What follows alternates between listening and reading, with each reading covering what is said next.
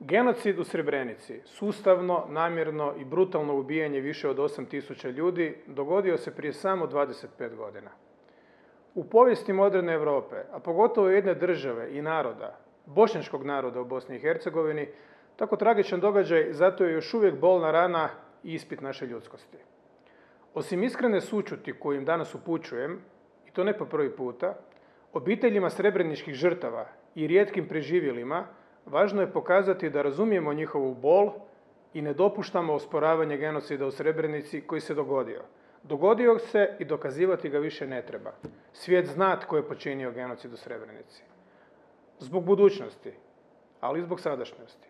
Važno je kazati i prihvatiti kako za genocid nije i ne može biti kriv cijeli srpski narod, veći dio naroda i općenito uključivati narod kao kategoriju u tu vrstu odgovornosti.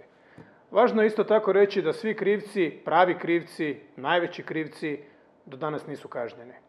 Odgovornost svi u nas je da istina bude prihvaćena i da žrtve počivaju u miru. Ali još je veća odgovornost pred nama da obitelji žrtava i preživjele prihvatimo sebi jednakima, da im damo vjeru u postojanje onih ljudskih i europskih vrijednosti i ne ostavimo ih u zatočeništvu prošlosti. Žrtva Srebrenice mora biti jedna od ključnih i dobro naučenih lekcija europske humanosti, vjerodostojnosti i iskrenosti.